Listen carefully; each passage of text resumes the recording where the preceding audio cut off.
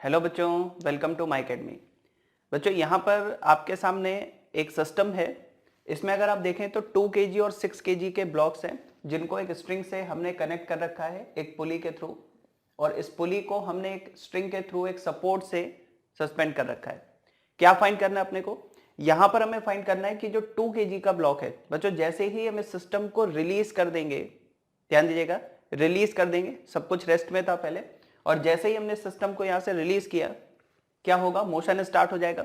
तो आपसे पूछा गया जो 2 केजी का ब्लॉक है ये फर्स्ट 3 सेकंड में रिलीज करने के फर्स्ट 3 सेकंड में कितना डिस्टेंस कवर करेगा। ठीक है, देखिए सबसे पहला काम है, हमें ये पता है कि भाई इनिशियली अगर हम देखें तो ये जो 2 केजी का ब्लॉक है रेस्ट में है, 6 केजी का ब्लॉक है ये भी रेस्ट में है। अब बच्चों करना क्या है इसमें? सबसे पहले आपको फाइंड करना होगा 2 केजी और 6 केजी, मतलब इन दोनों ब्लॉक्स के एक्सेलरेशन फाइंड करने होंगे। ठीक है, एक बार आपको एक्सेलरेशन पता चल गया तो आप ये डिस्टेंस फाइंड कर सकते हो। एक्सेलरेशन के लिए क्या करना है? बहुत सिंपल सा है। ये जो 6 केजी है इस पर बच्चों यहां पर देखें तो अलोंग द स्ट्रिंग, ध्यान दीजिएगा, मोशन होगा अलोंग द स्ट्रिंग, एक्सेलरेशन होगा अलोंग द स्ट्रिंग, फोर्सेस भी देखेंगे अलोंग द स्ट्रिंग। तो बच्चों यहां पर जो 6 केजी है उस पर अलोंग द स्ट्रिंग कितना फोर्स होगा? 6G। अगर हम यहां पर देखें अलोंग द स्ट्रिंग कितना फोर्स होगा? 6G। इस 2 केजी पर अगर हम देखें तो अलोंग द स्ट्रिंग बच्चों यहां पर कितना फोर्स होगा? 2G। ठीक है, इस पर होगा 6G, इस पर कितना होगा? 2G। अब अगर आप देखो तो बच्चों यहां पर क्लियर दिखाई दे रहा है 6G is greater than 2G, और अगर ये वाला फोर्स ज्यादा है तो एक्सेलरेशन क्लियर समझ में आता है कि 6G वाला जो है वो बच्चों यहां पर ऐसे जाएगा, मतलब 6 केजी वाला ब्लॉक ऐसे जाएगा, मान लीजिए एक्सेलरेशन ए से, और जब ये नीचे जाएगा तो ये ब्लॉक ऊपर जाएगा उसी एक्सेलरेशन ए से।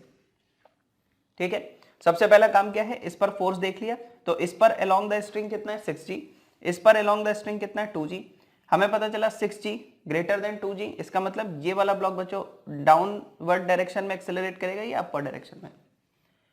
अब हमें क्या करना है? अब हमें बच्चों यहां पर देखना है कि along the string net force कितना है, along the string net force कितना है, तभी तो एक्सेलरेशन मिलेगा हमें। तो यहां पर एक्सेलरेशन के लिए क्या करोगे? आपको चाहिए सबसे पहले net force along the string. तो बच्चों ए की डायरेक्शन में जो फोर्स है वो तो सपोर्ट कर रहा है, और ए के ऑपोजिट डायरेक्शन में जो फोर्स है वो अपोज कर रहा है। मैंने आपसे क्या कहा था कि नेट फोर्स देखना है कितना है अलोंग द स्ट्रिंग। तो जो फोर्स सपोर्ट कर रहा है, मतलब जो ए की डायरेक्शन में है, उसको पॉजिटिव लेना है, और जो फोर्स अपोज कर रहा है एक्सेलरेशन का उसको नेगेटिव लेना है। इससे आपको नेट फोर्स मिल जाएगा जो सिस्टम को एक्सेलरेट कर रहा है। नेट फोर्स डिवाइडेड बाय, अब बच्चों यहां पर हमें चाहिए टोटल मास जो एक्सेलरेट कर रहा है, तो 6 केजी और 2 केजी मिलकर के एक्सेलरेट कर रहे हैं, तो ये हो जाएगा 6 + 2, है ना, टोटल मास। यहां पर देखिए बच्चों ये हो गया 60, ये हो गया 20, आपको यहां मिल गया 40 डिवाइडेड बाय 8, कितना आ गया? 5 मीटर पर सेकेंड स्क्वायर। बच्चों यहां पर हमें पता चल गया कि भाई 2 केजी और 6 केजी का जो एक्सेलरेशन है उसका मैग्नीट्यूड कितना है? 5 मीटर पर सेकेंड स्क्वायर। हमसे यहां पर ये पूछा है find the distance covered by 2 KG block in first 3 second after the system release from rest. जब हम इस सिस्टम को रेस्ट से रिलीज करेंगे तो 2 केजी कितनी डिस्टेंस कवर करेगा? बहुत सिंपल सा है बच्चों, यहां पर अगर आप देखें तो इस 2 केजी ब्लॉक की अगर हम बात करें तो इनिशियली ये रेस्ट में था, मतलब इनिशियल वेलोसिटी 0 है। दूसरा हमें इसका अब एक्सेलरेशन मिल चुका है अपर डायरेक्शन में 5 मीटर पर सेकेंड स्क्वायर। तो अब आपको फाइंड करना है कि 3 सेकेंड में कितना चलेगा, है ना। तो मान लीजिए इसने s डिस्टेंस ट्रेवल किया, तो आप s क्या लिख सकते हो बच्चों यहां पर? ut + ½ at²। आप सोचिए इस इक्वेशन को हम यूज कर सकते हैं या नहीं कर सकते? बिल्कुल कर सकते हैं। क्यों? क्योंकि एक्सेलरेशन कांस्टेंट है। अगर बच्चों एक्सेलरेशन कांस्टेंट है तो आप इस इक्वेशन का यूज कर सकते हो। अब देखो इनिशियल वेलोसिटी कितनी है? 0, तो ये वाला पार्ट क्या हो गया? 0। तो यहां पर बच्चों s कितना आ गया? ½ at², यानी हाफ। एक्सेलरेशन कितना है? 5। टाइम अगर आप देखें आपको बोला गया 3 सेकंड में, तो 3 स्क्वायर हो जाएगा ये, है ना। फर्स्ट 3 सेकंड में 3 स्क्वायर हो गया, तो ये अपने पास यहां पर बच्चों कितना हो गया? 5 × 9, तो ये हो गया 45 डिवाइडेड बाय 2 मीटर। तो ये बच्चों यहां पर आपका आंसर आएगा कि 45/2 मीटर की डिस्टेंस ये 2 केजी का ब्लॉक मूव करेगा in first 3 second after release from rest. तो इस तरह से ये क्वेश्चंस करने, मतलब ध्यान दीजिएगा ये दो अलग अलग कॉन्सेप्ट है जिनको मिलाया गया इस क्वेश्चन के अंदर।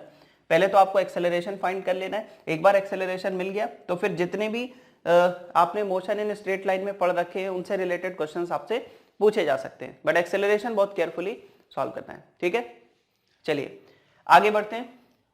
काफी अच्छा क्वेश्चन है बच्चों। यहाँ पर इसमें बोला गया है कि यहां पर जो भी पुली और स्ट्रिंग्स आपको दिखाई गई हैं इसमें वो सब लाइट है। लाइट का मतलब क्या है बच्चों? मासलेस है।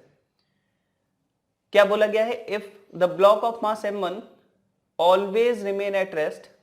बच्चों यहां पर जो ये m1 है इसके लिए हमें बोला गया कि जो m1 है वो हमेशा रेस्ट में रहता है।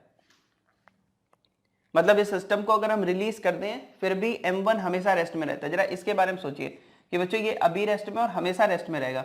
तो अगर बोला गया है m1 always remain at rest, बच्चों इससे आप क्या समझते हो कि अगर कोई ब्लॉक अभी रेस्ट में है और हमेशा रेस्ट में रहेगा, इसका मतलब ये है कि उस पर नेट फोर्स 0 है, ठीक है। यानी कि हम यहां पर क्या बोल सकते हैं इस इंफॉर्मेशन से कि भाई जो m1 है उस पर नेट फोर्स कितना होगा? 0। तो हम यहां पर लिखेंगे नेट फोर्स ऑन m1 कितना होना चाहिए? 0। तो इस m1 पर बच्चों नेट फोर्स 0 है।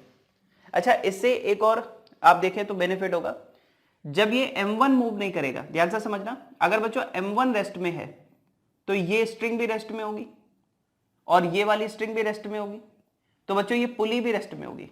बात समझ पा रहे हैं? अगर ये m1, अगर आप इस m1 के लिए बोलते हो कि ये m1 हमेशा रेस्ट में रहे तो ये पुली भी बच्चों हमेशा रेस्ट में रहेगी, है ना। ये m1 से ही तो कनेक्टेड है पुली, तो ये पुली यहां पर अगर आप देखो ये पुली, तो ये भी रेस्ट में रहेगी, है ना, हमेशा रेस्ट में रहेगी। अगर m1 हमेशा रेस्ट में तो ये पुली भी हमेशा रेस्ट में है। और इससे फायदा क्या हुआ कि बच्चों अगर ये पुली रेस्ट में है तो m2 और m3 के लिए तो ये ऐसा सिस्टम बन गया ना इस तरह का, भाई जैसे दो ब्लॉक हैं वो उस पुली से यहां पर उस पुली से कनेक्टेड है जो रेस्ट में है। तो यहां पर देखो कि ये पुली भी बच्चों रेस्ट में है ना, ये ब्लॉक रेस्ट में है तो इससे कनेक्टेड पुली भी रेस्ट में। तो ऐसा लग रहा है कि जैसे इस पुली को फिक्स्ड कर रखा हो और m2 m3 बस मोशन कर सकते हैं, ठीक है। तो ये बच्चों यहां पर सिचुएशन है। तो आपको फाइंड क्या करना है? आपको फाइंड करना है m1 की वैल्यू फाइंड करनी है किसके टर्म्स में? m2 एंड m3 के टर्म्स में फाइंड करनी है। तो कैसे सॉल्व करेंगे एक बार आप पहले खुद से ट्राई करो, फिर मैं बताता हूं इसको कैसे करना है। बहुत अच्छा और काफी कंसेप्चुअल क्वेश्चन है। तो बच्चों यहां पर क्या तरीका होगा इसको सॉल्व करने का? एक बात अपने को समझ में आ गई कि जो ब्लॉक m1 है, जिसका मास m1 है, ये हमेशा रेस्ट में, तो इसके रेस्ट में रहने से क्या हुआ? इस पर नेट फोर्स 0 होगा, है ना। अगर ये हमेशा ही रेस्ट में है इसका मतलब इस पर नेट फोर्स 0 है। तो बच्चों इसको इस तरह से आप डील करो कि सपोज इस पर डाउनवर्ड डायरेक्शन में अगर हम देखें तो ग्रेविटी का फोर्स होगा इस पर m1g। इस पर बच्चों डाउनवर्ड डायरेक्शन में कितना फोर्स होगा? m1g, है ना, ये फोर्स ऑफ ग्रेविटी। अच्छा, अब हमें पता है कि इस पर क्योंकि नेट फोर्स 0 है। अब बच्चों अगर इस पर नेट फोर्स 0 है और आपको पता है ये स्ट्रिंग टाइट है, तो ये स्ट्रिंग क्या करेगी? ये स्ट्रिंग इस ब्लॉक को पुल करेगी इस तरह से, ये स्ट्रिंग इस ब्लॉक को पुल करेगी इस तरह से। और सपोज बच्चों यहां पर कितना टेंशन फोर्स है? T। तो सबसे पहला काम, क्योंकि हमें पता है m1 पर नेट फोर्स 0 है, इसलिए इस T और इस m1g की वैल्यू सेम होनी चाहिए। मतलब कि टेंशन फोर्स और m1g का मैग्नीट्यूड क्या होना चाहिए? इक्वल होना चाहिए। तो हम यहां पर क्या लिख देंगे बच्चों? T is equal to m1g। ऐसा होने पर क्या होगा कि m1 पर नेट फोर्स 0 हो जाएगा, ठीक है। ये बात समझ में आती है? अब जरा देखिए, क्योंकि बच्चों ये जो स्ट्रिंग है वो मासलेस है, इसलिए अगर यहां पर टेंशन फोर्स का मैग्नीट्यूड T है तो इस पॉइंट पर भी T होगा। तो ये स्ट्रिंग इस पुली को ऐसे पुल कर रही होगी टेंशन फोर्स T से। क्योंकि बच्चों यहां पर पुली भी मासलेस है तो यहां से यहां तक जाएंगे तो टेंशन का मैग्नीट्यूड चेंज नहीं होगा। तो ये इस स्ट्रिंग में भी टेंशन कितना होगा? T। मतलब ये स्ट्रिंग इस पुली को इस पॉइंट पर T फोर्स से पुल कर रही होगी। और यहां पर भी बच्चों टेंशन फोर्स कितना होगा? T, क्योंकि ये मासलेस है तो ये स्ट्रिंग इसको भी T से पुल कर रही होगी। ध्यान दीजिएगा, ये जो पुली है ये बच्चों रेस्ट में है। क्यों? क्योंकि ये रेस्ट में है तो ये भी हमेशा रेस्ट में है, रेस्ट में है, ठीक है।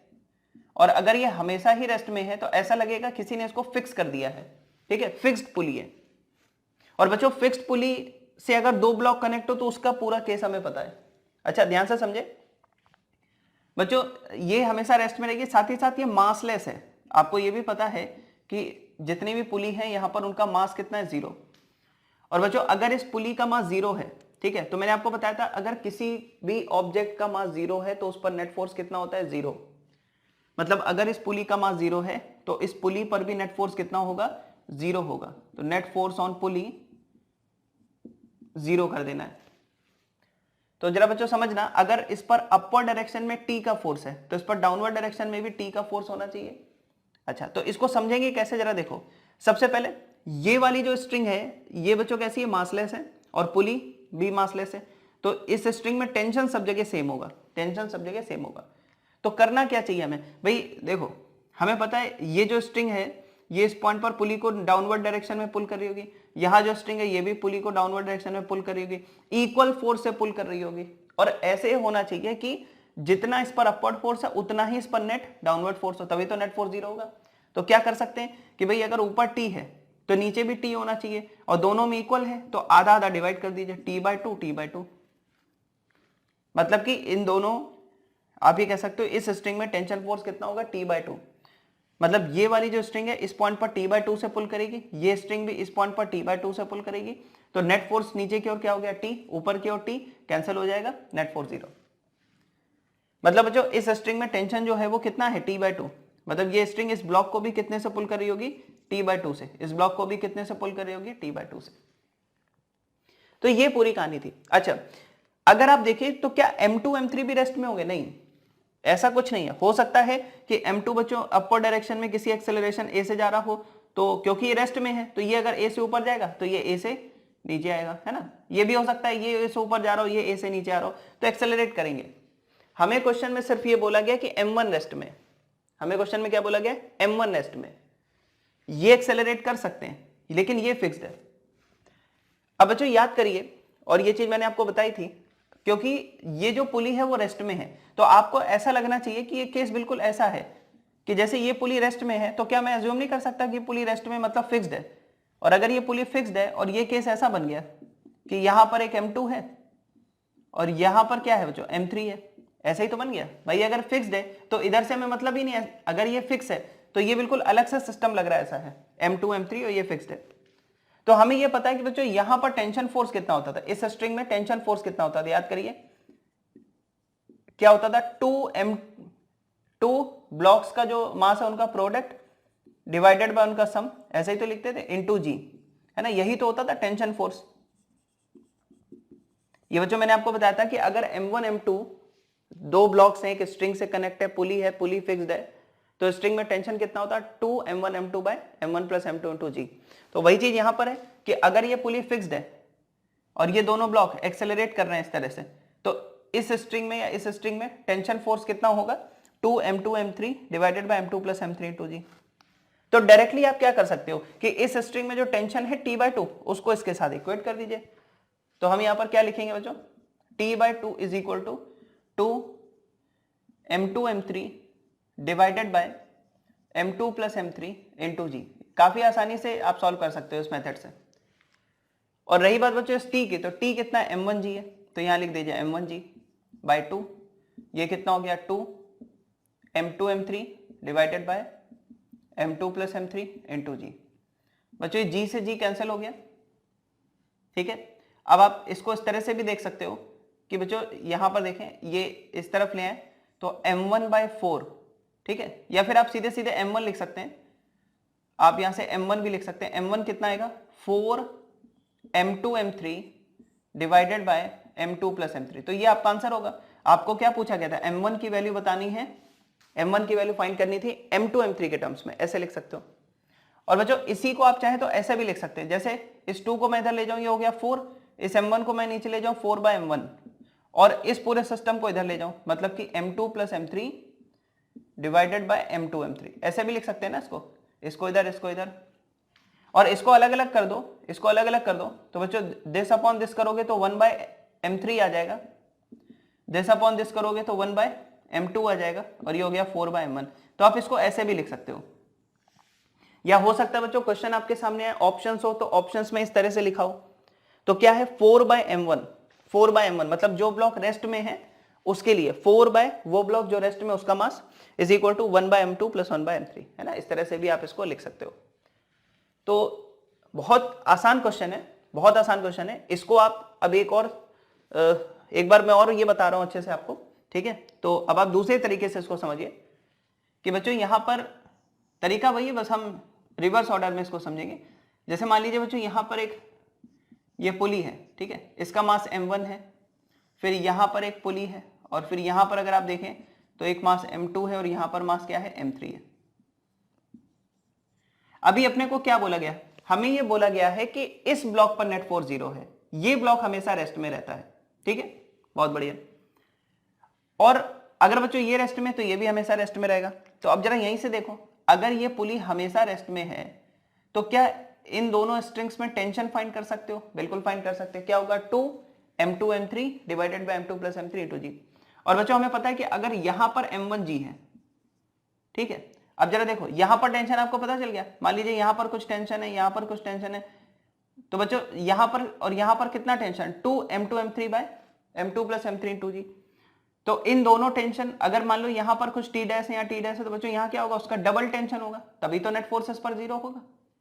तो मतलब अगर यहां टेंशन है 2m2 m3 by m2 plus m3 into g, तो यहां क्या होगा बच्चों, उसका डबल यानी कि 4, ये वाला टेंशन क्या होगा, 4m2 m3 divided by m2 plus m3 into g. और यही टेंशन बच्चों यहां पर होगा, और ये टेंशन सीधे सीधे m1g के साथ इक्वेट कर दीजिए तो भी आप वहां से समझ लेंगे, ठीक है। तो काफी अच्छा क्वेश्चन है, एक बार आप खुद से भी इसको ट्राई करिए और एक बार इसको वापस से खुद सॉल्व करके देखिए, ठीक है। तो नोट करो, इसके आगे फिर देखते हैं।